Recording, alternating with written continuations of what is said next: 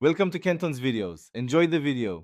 In this video, I will explain how to join copper and aluminum wire. Joining these two different metals presents unique challenges due to their dissimilar properties and potential for galvanic corrosion. Always prioritize safety first. Ensure all power is completely off and wear protective eyewear and gloves. Understanding these initial steps is crucial for a successful and safe electrical connection, preventing future issues. Proper preparation is key for a lasting connection. Begin by carefully stripping approximately 3/4 of an inch of insulation from both the copper and aluminum wire ends. Next, clean the copper wire's exposed surface with fine grit sandpaper to remove any oxidation.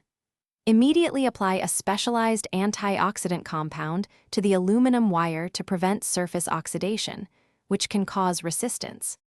To create a reliable joint, you must use a specialized bimetallic connector, often referred to as an Al/Cu connector. These connectors are designed to safely join the two different metals. Carefully insert the prepared copper and aluminum wires into their respective sides of the connector. Then, use a screwdriver to tighten the connector screws firmly, ensuring a secure and low-resistance electrical contact.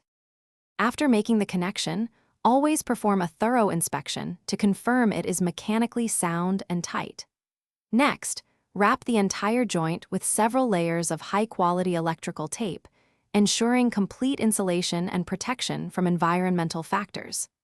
For an extra layer of durability and moisture resistance, you might consider adding a heat shrink tube over the taped connection, securing it with heat. Thanks for watching. Consider subscribing if we helped you.